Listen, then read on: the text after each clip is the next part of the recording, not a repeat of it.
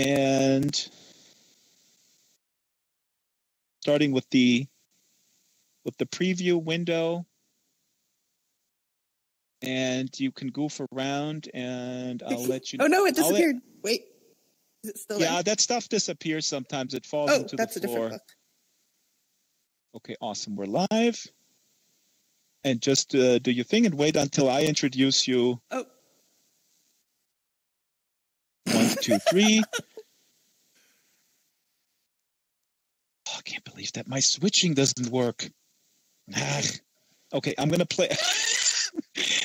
Don't drop them on the floor. They might disappear. Okay, so we're live. I'm gonna play an intro song for 3 minutes, for 4 minutes, and we're done right at the top of the hour. No. Oh no, it's still on the floor. Oh, okay, now it's gone. Oh no, it's stepping on it. What are you doing? Destroying my book. My book is worth more than my family. I would sell my family at a garage sale. Disappearing.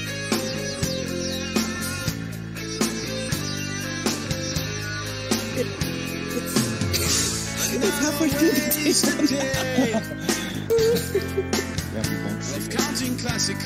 Okay, cool. Well, my camera switching system that we scripted just about an hour ago does not work, but that doesn't matter. Oh, we got already 14 people tuning in. Very nice. This is really cool. Are we live? We're live, but we have a preview image, and then we're going on at the top of the hour. So okay. I think I'm okay. Hang on. Sam, do you need anything? Okay. Sam is stealing your wallet, and then he's running away while you have your headset on. Okay. Are you just going to be on the patio? Okay, great. Tell Sam to take some pictures. If he doesn't come home with me, Drax is I'm asking going to kill him. if you would take some pictures. I'm going to hunt him down. Just as a couple of nice pictures. We need those. Otherwise, it didn't happen. I read that in a book about social media. I took a course on... Does this phone work? Not yet. This is a prop, and what we're going to do is make prank calls into other virtual worlds. Oh my god! I say hi as I'm floating by, and I try. This is really funny because my hand is like floating on the book. Throw the book at me. Let's see if I can catch it. The smell became my friend. See, I have an interesting... This book, unfortunately, that we have here, where did it go? Yeah. Oh, did it go to the table? Thank you. So I smoke away. Awesome, thank you. Okay. Wait, we're almost live. Oh my god. This is really cool to be here in this space as opposed to like watching it on a screen. Absolutely. I think that's so difficult to communicate because when you tell people, and the thing is that the upper bell is to show people like a YouTube video of you walking around here as an avatar. People go like, yeah, that looks like animation. What's the big deal? Well, the big deal is that this is actually you, and you're doing this. 30 seconds. I say hi as I'm floating by, and I try not to trip over my feet. That's cool. Yeah, but you don't see what I see. We had a camera switching thing with 5 different camera positions, but it was pretty wonky. The script was still pretty wonky. Here we go, and let's see here. Are we live now? And please don't mind the camera dude. The camera dude is just walking around here. And is that another person? No, this is my camera guy. I pay him a little bit less than minimum wage because I like to exploit labor. Is he actually a person? Wait. I don't know. Okay, we're live. CB, please. Discipline. This is a German-run operation. Hello there and welcome to the Drax Files Radio Hour Sansar edition. You're not on camera yet, but you can keep waving. I'll bring. Okay. Hello. My name is Draxter, and I'm looking around here because we had a camera switching script, which we don't have anymore. So we're going to do it live. We're going to switch the stuff live here. I'm here at 114 Harvest. Where's my camera? Here we go. I'm here at 114 Harvest, and today I'm going to talk with an author. I like to call her an up-and-coming author. I don't even know how I got how I was introduced to C.B. Lee, and C.B. Lee wrote a book. She wrote several books, but the book that I read is called Not Your Sidekick, and it's right here at the table, on the table. And here is C.B. Hi, C.B. How are you doing? You look lovely. Thank you. Hi. Thank you so much for having me. Can you grab your book and hold it into the camera? The camera is that dude with the green shirt. Just walk up to him and hold it to him. He's to your right. Here we go. Now, this book is called Not Your Sidekick. This book is about Jess Tran, who is a young Vietnamese American, and she is born into a family of superheroes. And she herself does not, okay, I don't want to give away the ending, but basically she is in high school, if I remember this correctly. This is a young adult sci-fi novel with superheroes. It's tremendously suspenseful. There are twists and turns. There are the middle school. Now, I'm a straight white male, and you put a lot of diversity in this book, which I found very attractive. What I found absolutely fascinating, that sort of the turmoil that these folks go through in high school. Me as a sort of a straight white male, I could resonate so much. So I'm going all over the place. Anyways, thank you for coming, CB. This is absolutely awesome. Yeah, thank you. I feel like those experiences are kind of universal, where you're trying to figure out who you are and what you're doing in your life, and then Jess has a crush, and so that there's that awkward feeling of like, how do I talk to the person that I like? And so, I'm so glad that you enjoyed the novel. I'm sorry. Now I'm fiddling with the camera controls, and our camera switching stuff works. Oh my God! See, this is when you run everything yourself. Now you threw another book down. It's my book. No. It's disappeared into the void. I don't know. So today's show is made possible by you, CB, and by Sam from Linden Lab. Sam, big thanks. He hooked you up with VR gear down in LA. He came to your house. This show is also made possible by Silas Merlin, who made your avatar. Thank you. We're going to talk about books. We're going to talk about why people should read and what got you into writing for young adults. We're going to talk about why I am obsessed with young adults. I mean, I have a 15-year-old. I read a lot of stuff I want to recommend to him. I read terrible stuff that is very sort of misogynistic and very sort of very cliche-ridden spy novels. And then when I came across your book, that was a breath of fresh air.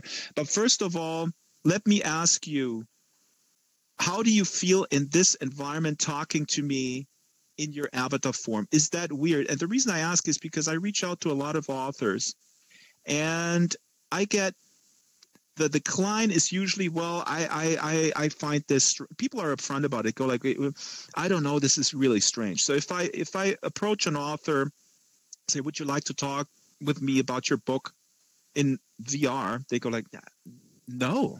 This is the weirdest thing. And you said, wow, that sounds interesting. And then we talked about avatars. So what do you feel about this environment? Are you familiar with them? I think it's really cool. As you can see, I'm having a lot of fun trying to pick up stuff. I love video games, and I think the technology has so much potential for I lost the cup.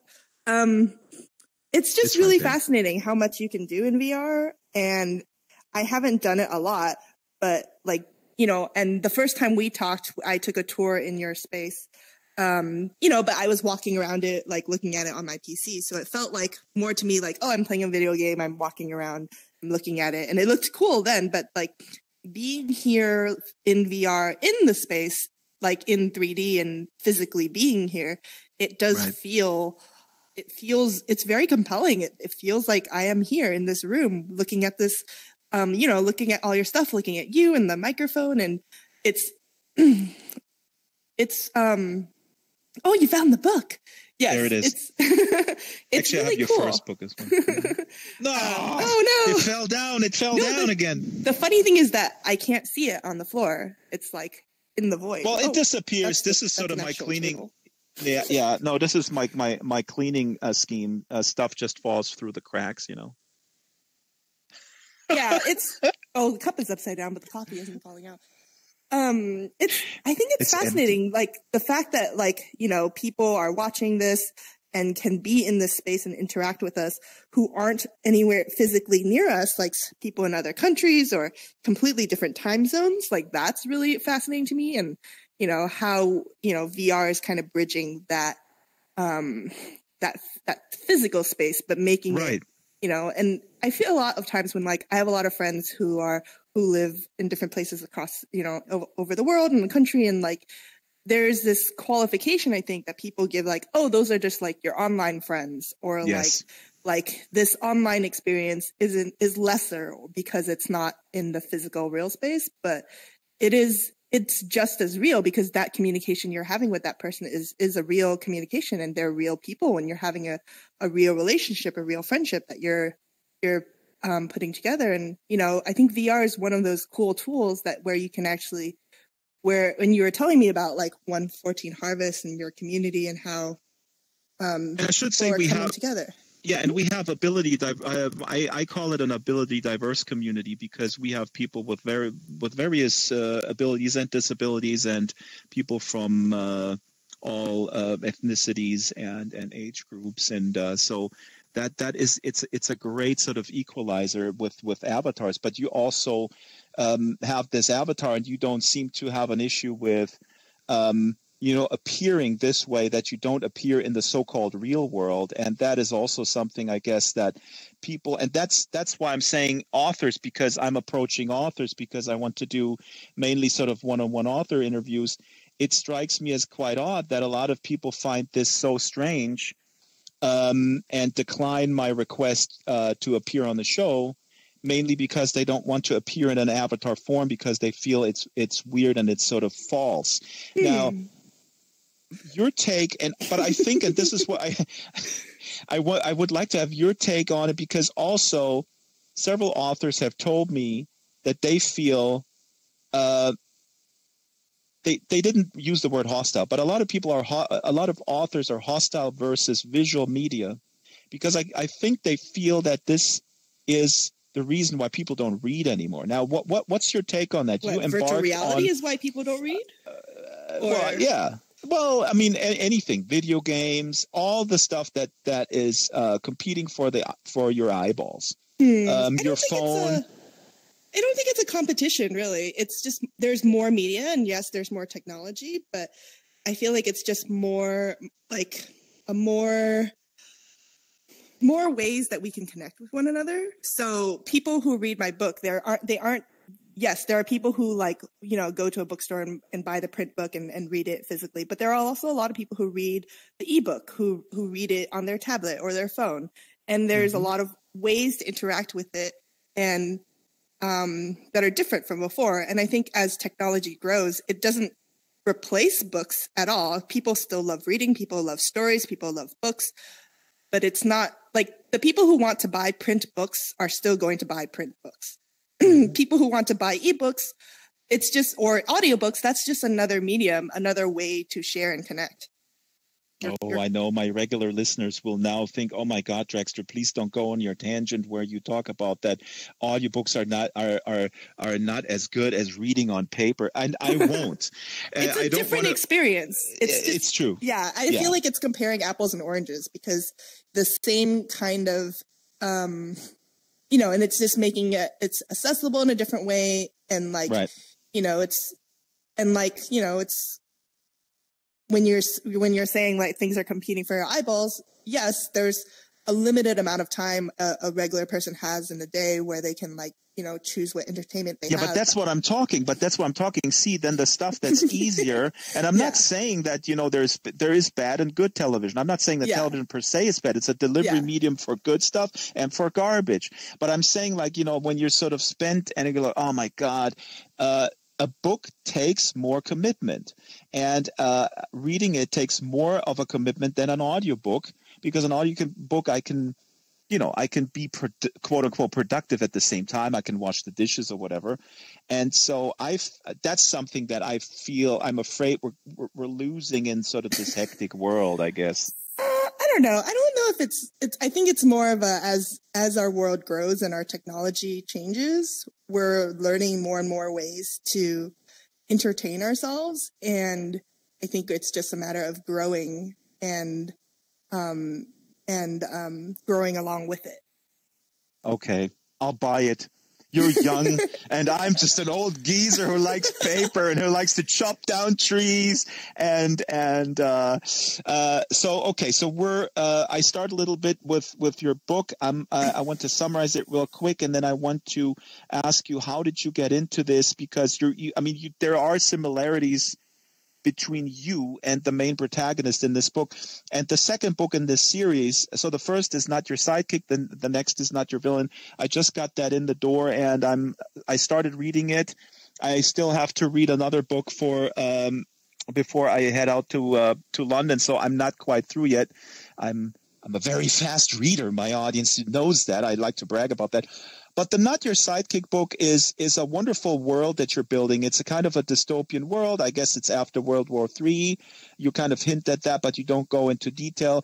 There's a wonderful thing that I don't want to give away, a dynamic between superheroes and supervillains that you're kind of describing the dilemma of a modern capitalist world in a way, sort of a manufactured relationship. I don't want to give it away because I think it's brilliant. It's simple to the point, but it's really, really brilliant, that sort of overall dynamic that's going on with those villains. Your main protagonist is Vietnamese American. No, sorry, it's not. I don't think it's clear if she's from Vietnam, Chinese right? and Vietnamese American. Yeah.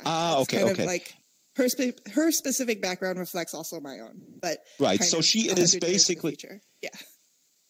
Exactly, and the parents have certain traits, and you have the friction between learning the language, keeping the culture going, but then also trying to adapt in America. And for me, as a sort of a white European immigrant, when I came to America, it was fascinating to meet a lot of people from Asia, from Southeast Asia specifically, and how they were sometimes struggling and trying to sort of shed themselves from sort of a burden of having to learn the language and all that. So you threw all this in there. You put this into a context, into a world building. Now, how does that work? Did you set out like that? How does that work? Do you say, okay, I'm going to do a thinly veiled my life story as if I were a superhero? I guess not. I think some of the background elements are actually from kind of parallel my life experience, but a lot of the way the world works and the kind of like the superpowers, it's all kind of my conjecture into, I've always loved comic books and exploring those kind of worlds, but I wanted to take a more hopeful look at a dystopian future. Yeah. So a lot of dystopias focus on post-apocalyptic scenarios, focus on like the disaster or what's happening right as people are figuring out how to live during all the chaos. And so the world in which my books take place in are in this like kind of, and I call it it's kind of like a solar punk, sort of a hopeful, where their civilization has been rebuilding, and so they're building forward. They have clean energy. They've created new countries. They have a different form of government, and it's not perfect, but it's in some ways a lot more hopeful than typical dystopian societies, which are except for the fact that they have ubiquitous entertainment that is driving you crazy, and this is exactly my point. See? Yeah, oh my God, I just realized that. Yeah, there you go. That's the kind of that's the main crux of the problem. Where so Jess and her friends, they kind of uncover this huge conspiracy in the first book, and then in the second and the rest of the series, they kind of take action to change it, to kind of expose this conspiracy and bring light to it. how did you get the confidence that this would be a viable path to go this path of writing? And again, this falls sort of into I don't have the statistics in front of me, but the fact of the matter is that it's hard to get published. It's hard to cut through this plethora of stuff out there, not only in the book market. Leave my cups alone. My cleaning woman's going to drive. Actually, I have a cleaning man. I'm sorry. I want to be. Now, what was that? What was that process? I mean, this has to be pretty scary. But you're fairly young, and you got published immediately. Did you bribe someone, or how does it work? Well, I think it's not. And when you said immediately, I think that's funny because it didn't happen like, oh, I'm going to get published. Oh, and then I did. Writing a book takes a long time. And this Not Your Sidekick was not my first novel. I actually wrote a novel before that was published in 2015. But before that, I was always writing a lot. Before I ever even thought about it as a career, I thought about it as like a hobby and like something that I would do for fun. But I always wanted to tell stories, and I worked really hard on kind of your craft. Right. Working on my craft, and I think it's a lot of hard work trying to get to get my novels out there and put a story together. I'm really lucky that, so my first novel, I got connected with my publisher, Interlude Press and Duet Books, because they were just launching their young adult imprint at the time. And so my first novel was published with them. And then at the time I didn't have an agent. And so I literally just pitched my novel directly to them, and they loved the concept. And, so I worked with them to develop my first novel, which was 7 Cheers at High Tide, which is a fantasy with a young boy and a selkie who's a shape-shifting seal. And then and that's lost. It's not lost in the mail, but I really wanted to read this in preparation to talk with you. Oh, well, I hope you get it and you'll get to enjoy it. I wrote that novel, and then after that novel came out, I thought of I had the superhero idea. So then I proposed that idea directly to them. So it's a little unusual in the sense that like a lot of people write and work really hard and send their novels out, and there's like writing is a lot of rejection. And I've been really lucky that like from the beginning that I've been working directly with Interlude, but there's a lot of kind of like with all writers and authors and people who are published, there's a lot of like, you see the kind of the successes, but you don't see all the like work that went into it. Like the, all the years of writing and like and sending emails and getting rejections and all of that. There's so much of that involved. I thank you so much to really go into this detail about that, because the reason why I asked this question, it's this misconception. Wave to the camera guy. The camera guy is very lonely here. You can caress his hair, as I think he's fine with that. The work that goes in before somebody gets sort of out there in public or well known or just sort of on the radar, there's a lot of work that goes into that, and people don't see it. And now what I mentioned earlier, your books are in the young adult genre. I am so thrilled that the young adult genre has is that a pun? Matured since I was a young adult. I'm so thrilled about the breadth of that genre, and I'm reading a lot in that genre, and I pitch a lot to my 15-year-old who is reading a lot, but right now he's in this phase. I actually gave him your book, and he looked at it and said, "Oh, that sounds interesting." He is reading a series called Cherub. I don't know if you know that series. I think it's a British author, super bestseller. It's like a young spy agency, and it's sort of James Bondish, but these are basically orphaned kids that are thrown in this elite training camp, and then they infiltrate international conspiracies, and because they're teenage spies, they can sort of be infiltrated there easily. And but it's so laden with cliches about what a young man has to be in relationship to a young woman.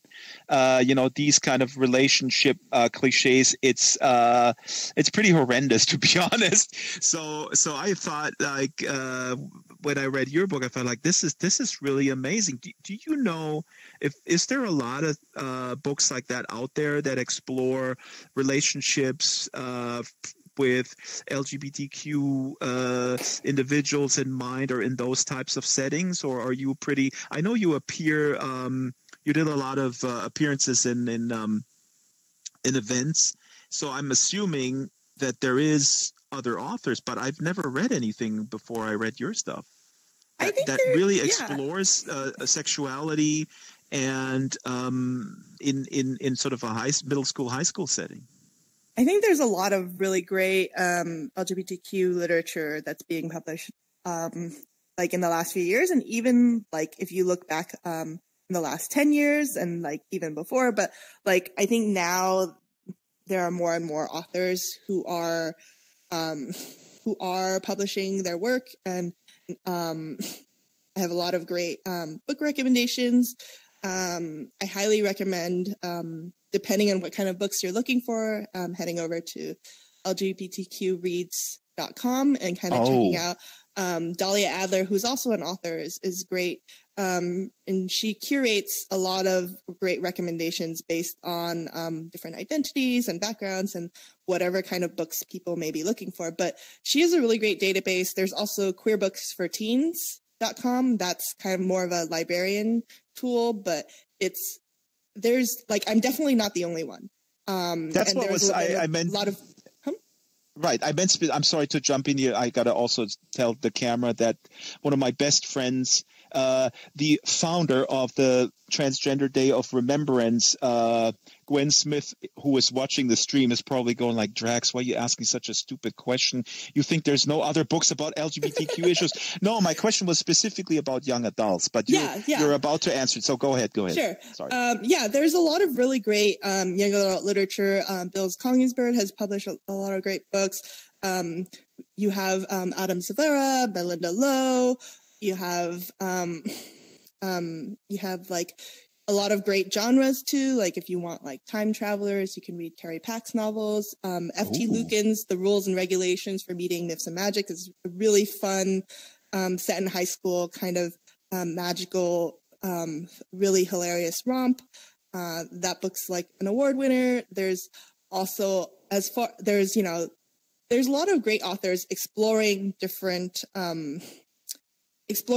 genres. So there's a lot of contemporary romances. There's vampires and mermaids and anything you can think of. I think that, there's a lot more authors who are taking charge of their own kind of like a lot more authors who are growing more and more confident about telling their stories and kind of joining and changing the publishing industry.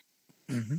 And now again, when you bring in your background, how does your background from an immigrant perspective, how does that fit into the book, do you think? I mean, I don't want to kind of overanalyze you. I have my thoughts on this, but I think it's quite significant. I mean, and I don't know how this progresses in the series, but by the way, if you walk one step back, then your legs will, I think you got a leg twitch. Here you go. This is a weird thing. Yeah, sometimes when you walk against the table, then the legs will. You found the cup. CB is very, very OCD about my cup, but that's cool though, because it was floating behind the desk. I know that it was just hanging out there. Sorry, I'm easily distracted. No, I tell you the funniest anecdote, because this phone that we see here, the CEO of Linden Lab was a guest here many times, and before the phone had the handle of the phone came off all the time. Not this anymore. This is just a prop. But I remember when he was in here and he was trying to put the handle back on the phone for the entire hour of the interview. And he's like, Evan, leave the handle alone. What are you doing? It's like, it's part of VR. It's cool. And it's also, I haven't really been in this is like my first time really interacting with someone in a VR space. So yeah. Now imagine really you could cool build new experience. You could build your entire world of not your sidekick in VR. Oh yeah, I have the T-shirt. Can I show you the T-shirt? Oh yeah. And then we have to talk about what the T-shirt is. So you can go away real quick and get dressed. Yes. This is my avatar as Vision Val in from Star Wars. Oh God, I had a lot of fun. Thank you. What was your friend's name? Talk to the camera. Silas Merlin. Merlin. Thank you, Silas Merlin. Thank you so much for this great avatar. I had a lot of fun. I'm going to change so I can show the great T-shirt that you also made, right?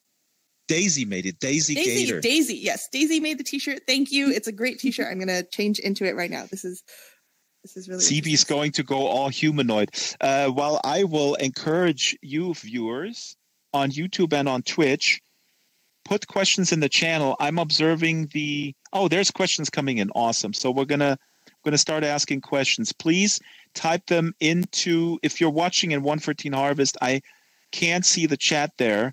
Please type it into YouTube. That's better than Twitch. I have the YouTube window up. And since another disclaimer here, since I'm running the camera, Granddad Got Mojo did an awesome camera switching script, which works after all. But I'm still moving the camera by hand. So it's hard for me to grab stuff here. See, I can grab stuff, but I have the Oculus parked on my forehead. Oh, here she is. Camera dude. Talk to the camera, CB. Hello. Look at you. You're humanoid after all. Now, how do you feel better as a human, or because the Silas Merlin avatar Mission Vow, right? Is her name from Star Wars? See, I didn't even know that because I don't watch any movies. I just read books all day long. She's from a video game. Oh, I don't even play video games. I hate video games. I hate everything that is visual. I just read books. Now you should say, well, a minute. Wait, Drax, books are visuals. Books are made.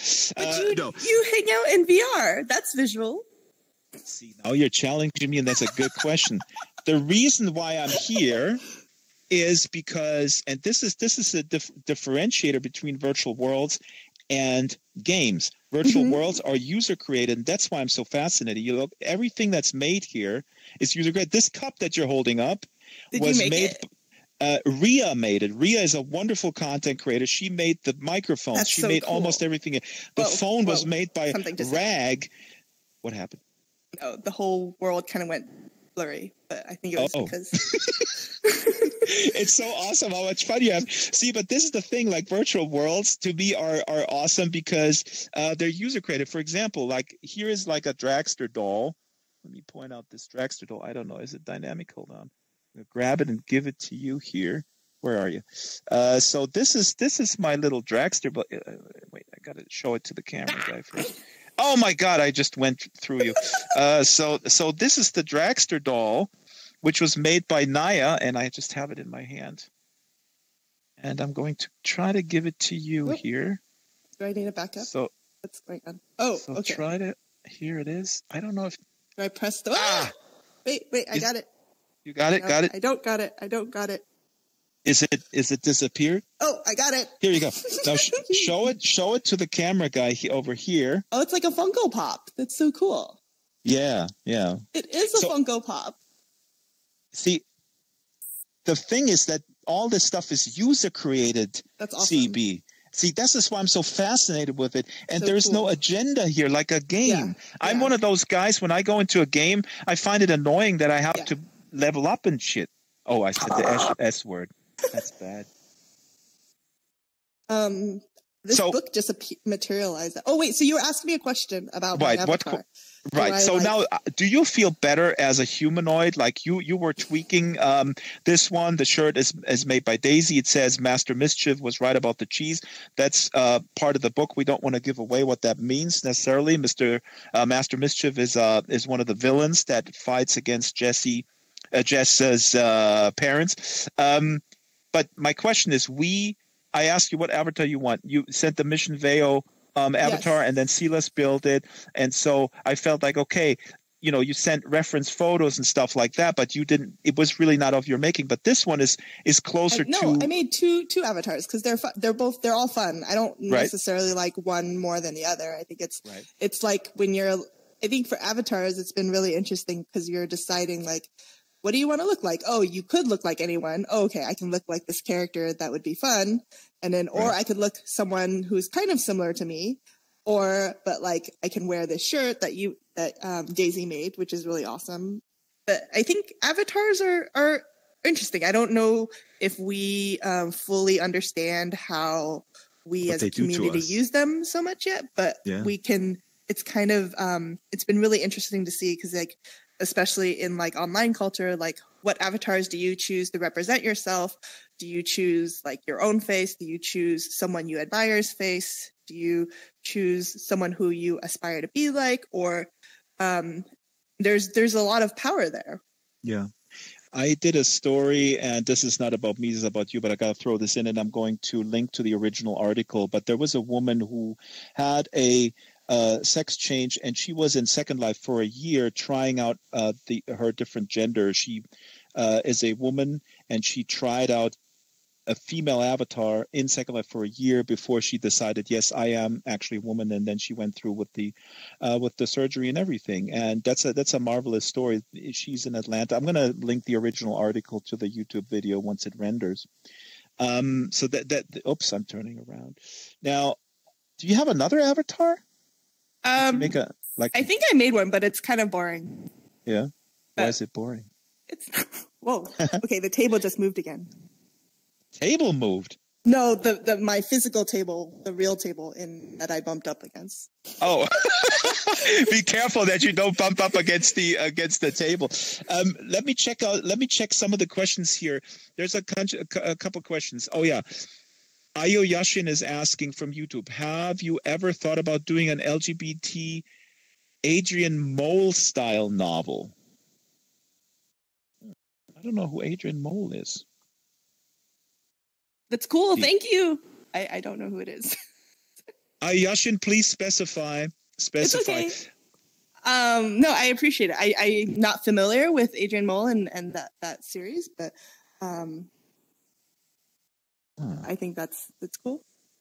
You are making a series though, and so I am always curious when people do series.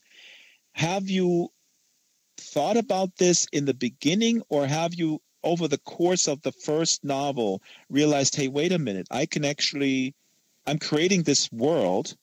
Why not continue to make stuff and do stories and put stories into that world? How does it sort of progress when you set out writing a novel? I think for a series, I didn't actually, your arms just disappeared. Oh, they're back. For a series, I didn't actually set out to write Not Your Sidekick as a series. So I wrote the first book, and as I was writing the first book, I realized that there was more story, and I couldn't finish it within the. Basically, I wrote the book, and at the end of the book, I was like, well, there's so much more. I set up this huge conspiracy here that it can't be solved within the next, by the end of this book or within the page, the length of the book, and it would have been too long. And the more I thought about it, the more that story needed to be developed further into a longer, into an actual, and I really wanted to explore all the different characters I had to. So that's kind of how it became a series, but I didn't plan it that way. And then that's right. As I was writing the second book, I needed to plan it more efficiently because,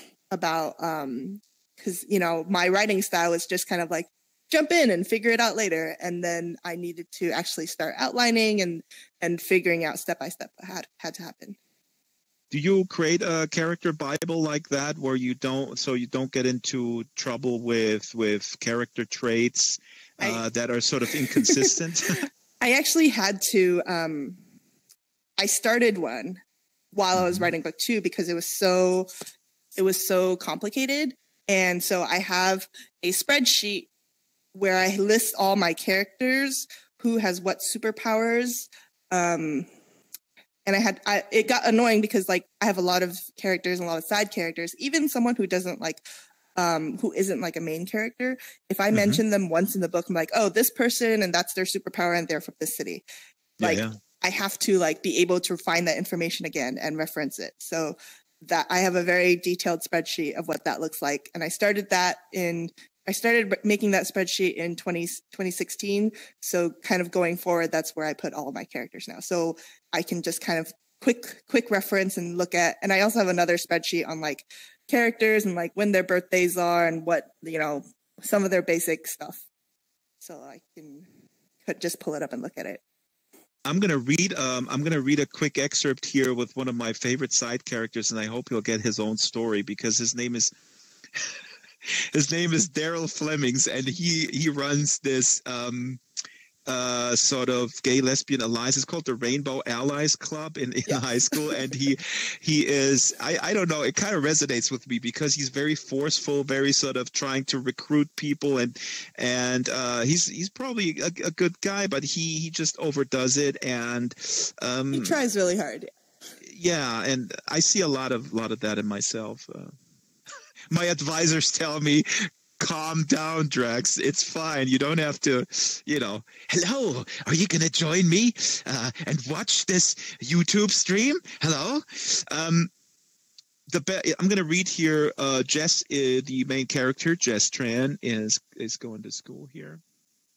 And here we go. The bell rings, and Jess shuffles off to her next class, only to be accosted by Daryl Flemings, Andover Heights' most out and proud student. He smiles with teeth dazzling white enough to rival an ever-sparkle hollow. Daryl's brown hair is slicked back with a copious amount of gel. He waves at her in greeting. His DED display, we should say the DED is the digital device that is sort of the communication device. It stands for data exchange device. I'm sorry. Yes, everybody has it. Yeah, everyone, it's worn on your wrist, kind of like a Fitbit or a bracelet, and it's very small, and it basically can project holograms. And so it's kind of everyone's personal communication / computer device. And I'm sure it also tracks you, and I'm sure there's some part of the conspiracy has to do with that as well. Yes. It's like the Alexa strapped to your wrist, where you voluntarily. Well, it's interesting because as you see, like in book 2 and in book 3. This isn't a spoiler, but it's more of a teaser. Our characters basically stop using them, so they have to develop alternative forms of communication. Oh, very cool. Very cool. This reminds me of for some reason, the Fahrenheit 451, where at the end when people actually have to memorize books. But that's a completely different story. Here we go. He waves at her in greeting. His DED display is on, projecting distorted images and messages everywhere, and Jess can read a half-finished AHHS club event proposal flickering in the air. She doesn't say anything, even though it's incredibly impolite to leave your personal display on when you're not using it. Daryl's nice enough, but he's also incredibly intense, especially about the Rainbow Allies Club. It's not a terrible idea for an organization. The 22nd century isn't perfect, after all. Jess attended a few meetings freshman year, but found, like most of the clubs on campus, it's more of a social organization than a service one. She doesn't feel too bad about it. A lot of students identify, but don't participate in the club. Hey, Jess, Daryl says, smiling at her. Jess looks at the floor. Hey, I'm on my way to class. So, did you hear we're raising money for? Jess pushes it past him. I'm not in Rainbow Allies.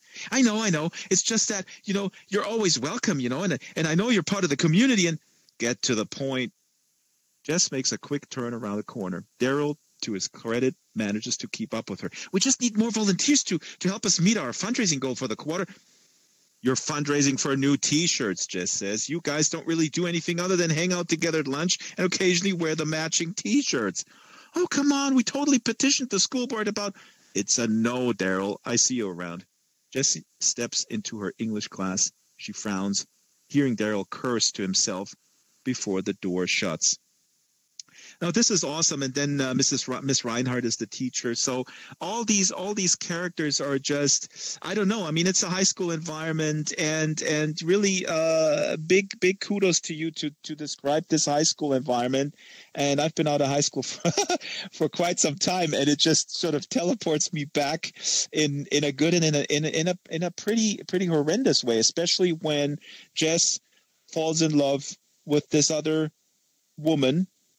Young woman, and she's not sure how should she broach that. She doesn't know if the other girl is into girls. And so, like I said in the outset of our interview, this is such a difficult time, even for I think for everybody, and the rules are so unclear, and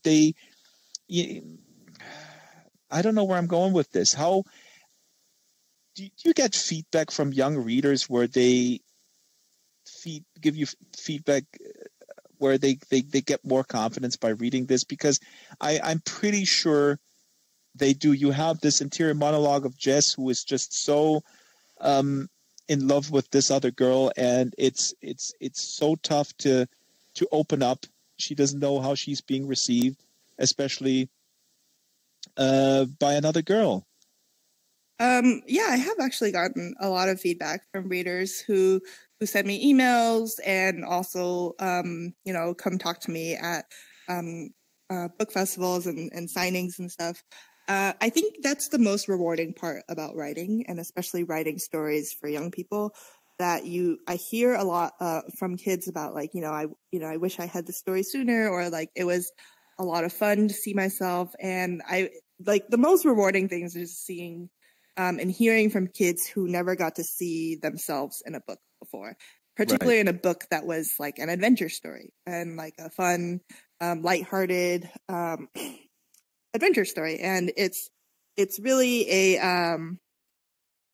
so it's not all heavy duty. My parents are Christian fundamentalists, and they're about to throw me out of the house, and I have to live outside because they reject. Well, and there's, for a long time, a lot of the stories around a lot of stories with LGBT characters were around kind of the pain and the struggle and bullying and homophobia. And I wanted to have a story that was more than just pain. And I wanted the conflict in the book not to be about identity. The conflict in the book isn't about, like, the conflict is that there's a superhero conspiracy, and there's that she doesn't know how to talk to her crush, but it's a fun, fluffy, happy, lighthearted rom-com. And all of these books, I mean, they do deal with serious issues, but they're never, I never want the character to feel pain because of who they are as a person. Right. And that integration, I think, is making it is normalizing it in such a great way that it makes it so universal. And exactly. Let me just echo that, because it's, now that you said it, that's, I think, the key why this works so well for me as well, and why I encourage everyone. And I know we have this at the Drax Files book club. I'm talking to the camera. Sometimes feels like, why would I read as an adult? Why would I read young adult novels? It makes no sense. It makes total sense, because you get well, I don't know. I find it very, very interesting to get a glimpse into today and what teenagers and young folks have to deal with, and with an author like CB, who is so has so much empathy for her characters. It's very rewarding to get a glimpse into those lives, and that's all I can say, really. I mean, thank you. So the second one is about the villain, actually one of the friends, who is chameleon. He's sort of shape-shifting, and he turns out to be a villain. I'm reading this book. You're writing the third one. I think the second one there's a little hint at, last time we had Liz Jensen here and she was talking about climate fiction. I'm guessing maybe you have a little bit in there because the parents of the main protagonist in the second book, the villain book, they run a restaurant. They have farms, I think, and they're part of a whole like guerrilla farming movement, and so which is suppressed by somebody. Yeah, so they have like this underground movement that's dedicated to distribute food to people across the country, because there's basically the whole system is that like if you're a regular farmer, the government you have to sell your food directly to the government, and then the government like distributes it for you, but that they mark up the price for everybody, and you can't like sell directly to the people near you. And so this farming network is kind of putting the power back in the hands of the farmers, but it's part of like, you know, their organization is seeking to fix the flaws of what they see in this futuristic government. Sorry, I'm looking around because I'm looking over here where is my invisible display. There's a whole bunch of questions here. I'm going to get to these questions, but first I want to ask you, you're writing the third book in this series. Yes. What is the name of this book? Not Your Backup. Not Your Backup. Yes. Now, how do you shield yourself? I ask this every author who comes here. How do you shield yourself from the onslaught and the always-on culture? How do you create pockets of peace where you can be alone, where you can go into the flow? How do you do that? Do you pull the plug out of the wall? That's a really good question. I do turn off my Wi-Fi, where I will just, but that's more actually, I unplug my Wi-Fi so I can work more productively when I'm writing. But to find those pockets of peace, I really like the way you frame that.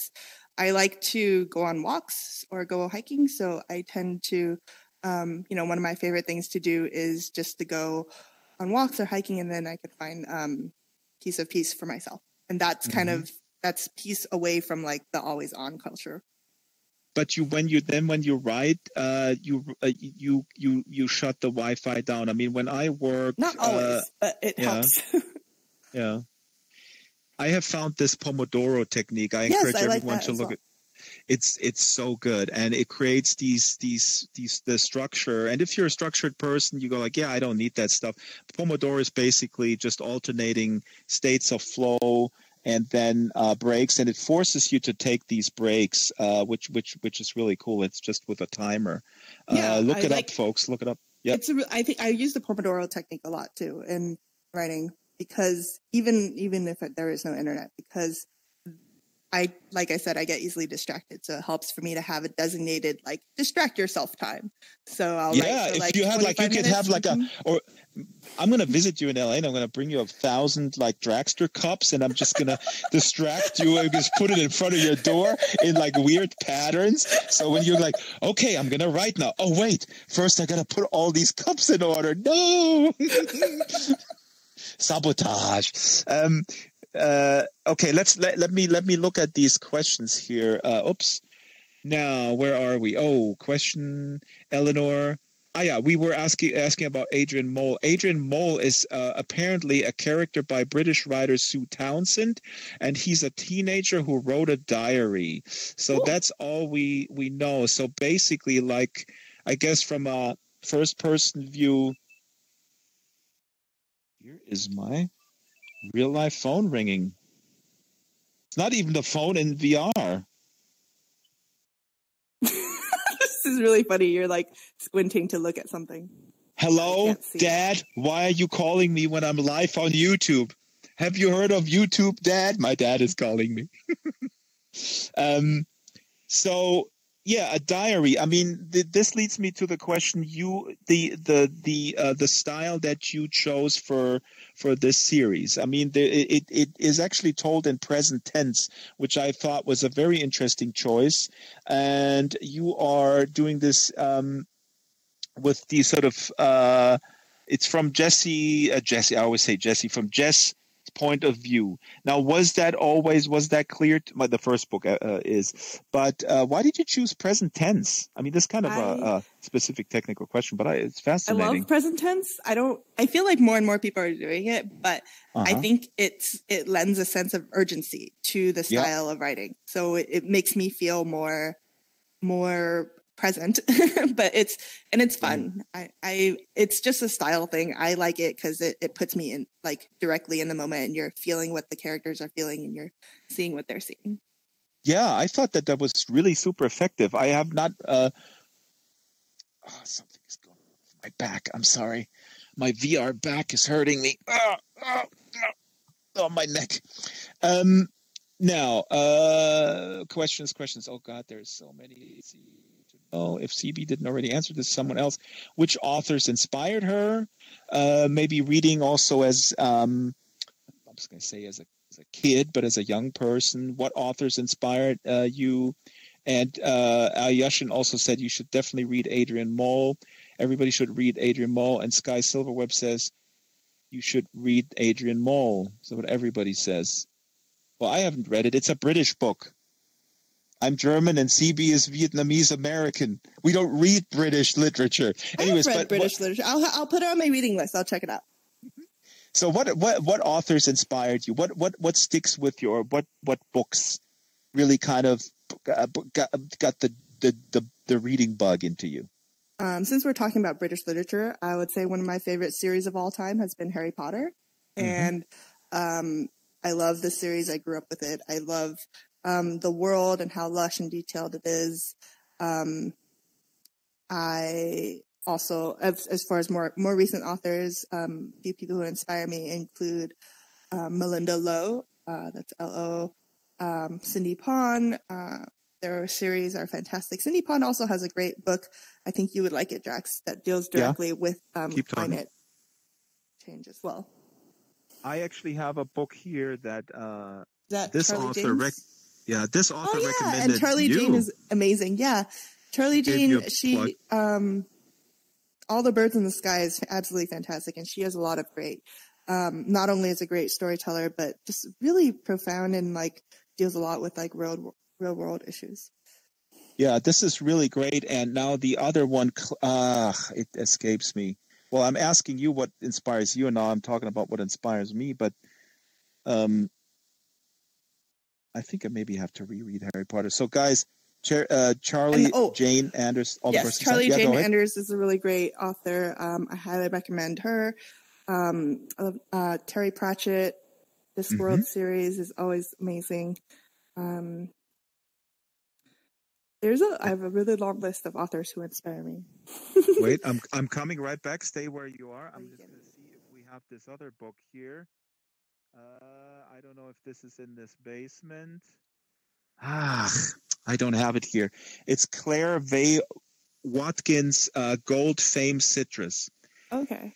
I'll email you that later because this is super important. It's about California. It's climate fiction. It's one of the best ones that I read this year. It's really, really good. We're coming up at the top of the hour. Let's see if we have more questions. Ebbe has already heard me say real time. What was that? Sky says hoping someone will do a summary or a transcript. Oh yeah, iSky is deaf, so I hope that YouTube will put an auto transcription. I mean, well, it's actually getting better, and then you can sort of fix it. But iSky, if somebody please type to iSky, as soon as the YouTube video renders, it will create subtitles, and then I will go over the subtitles and then fix them up a little bit, edit them, and then you can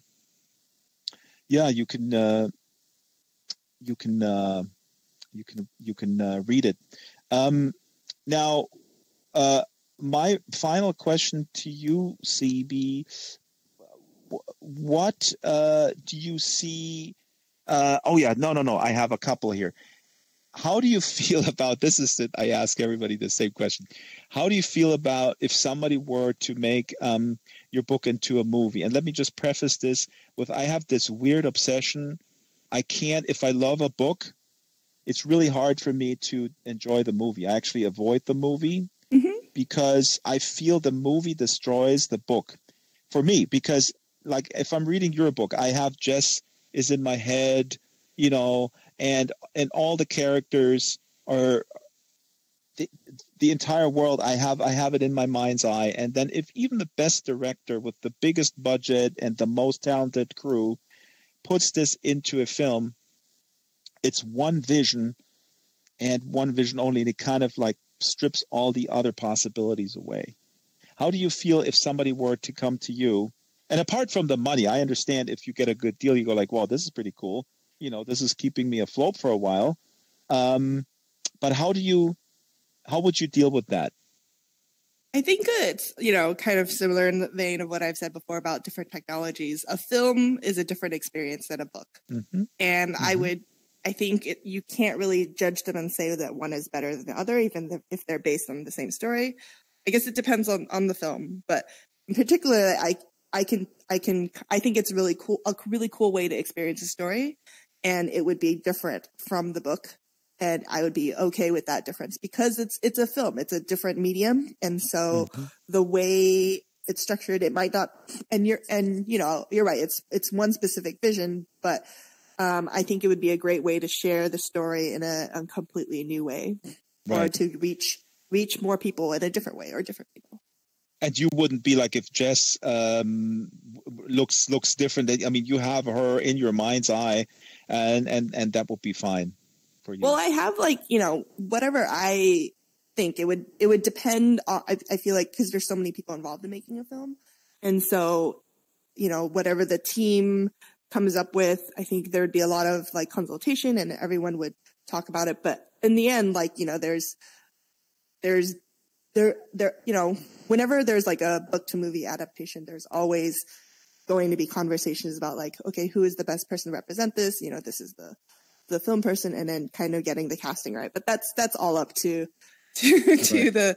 the team making the film. So you would just take your little baby, your wonderful baby. Well, I would love to be involved, but it would sell it totally to the depend. Highest bidder in Hollywood that is just bound to destroy culture. I see where you're coming from. No. There's a lot of stipulations where even with the audiobooks, I was hoping that so Emily Wu Zeller is the narrator for Not Your Sidekick, and she did mm-hmm. a fantastic job. But I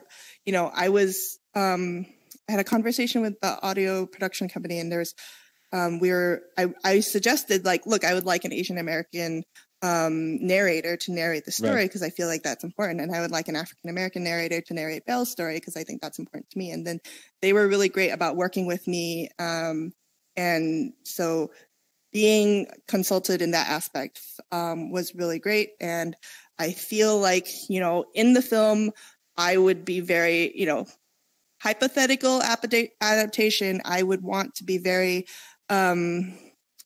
cognizant of the team that I would work with. And, if someone was it's all a matter of picking the right team and then ultimately trusting that they will help honor my vision. Sorry, I was looking for the book here, but the books really did disappear. They were on the floor, but they're now...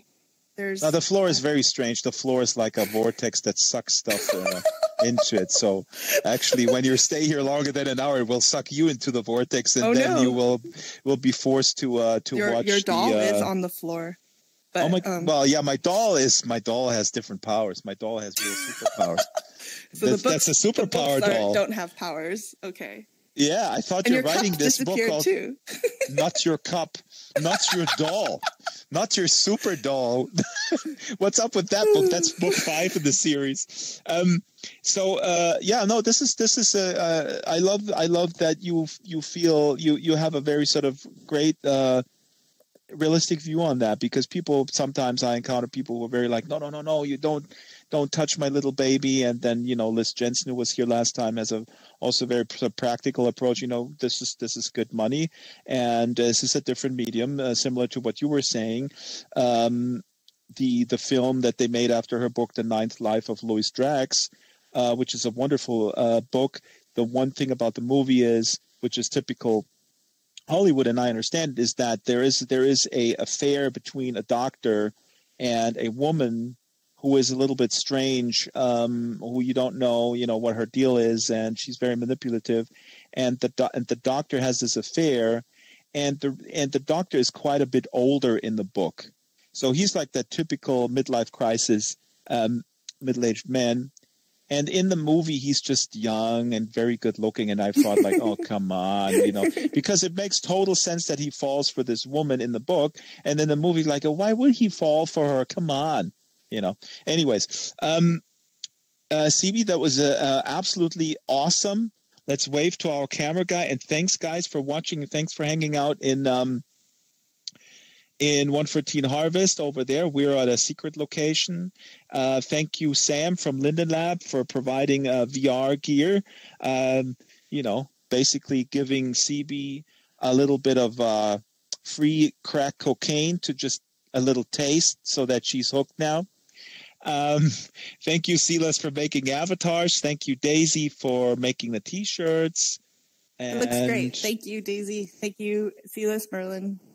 And I hope you explore around, because we're obviously only in sort of a really kind of basic basement. And, the world is pretty big out there. Yeah. Thank you so much for having me, Drax.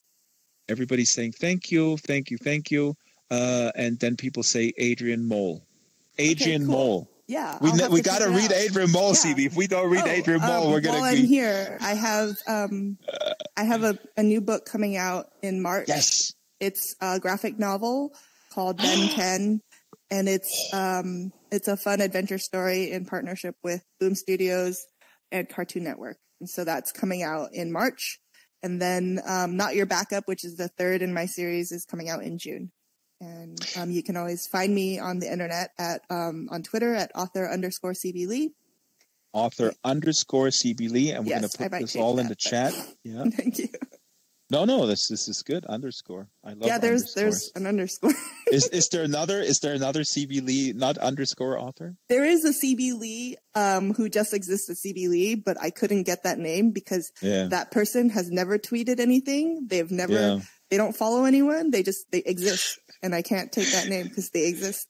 they just whenever you send them a message, they have a chatbot reply that says $20,000 and this Twitter handle is yours. It's just like me, Drax.com is a coal-fired power plant in the UK. That really sucks. I really want that domain.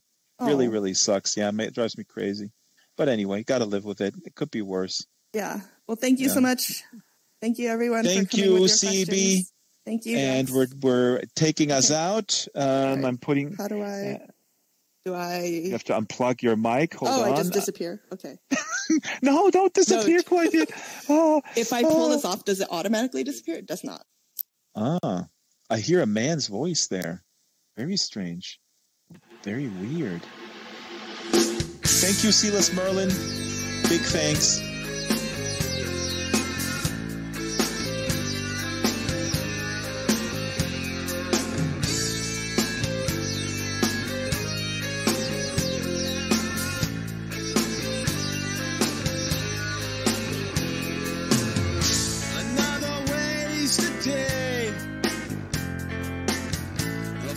Classic cars, sunset and fine.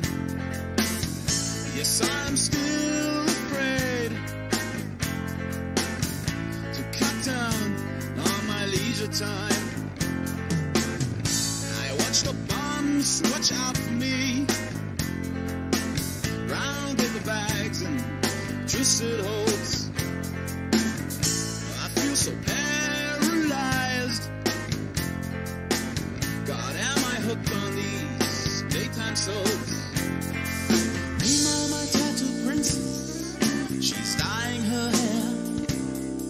She's trying on her pink flannel skirt, dusting of her vinyls.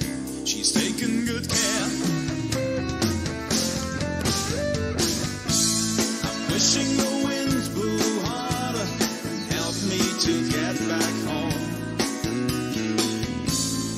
Incense and Cuban coffee wait for me. The flower boys wear their chains and trim their beards so neat.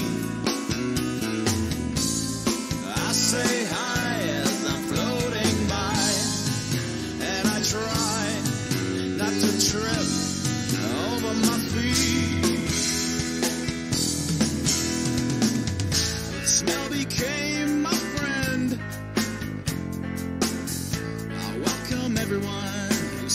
clean.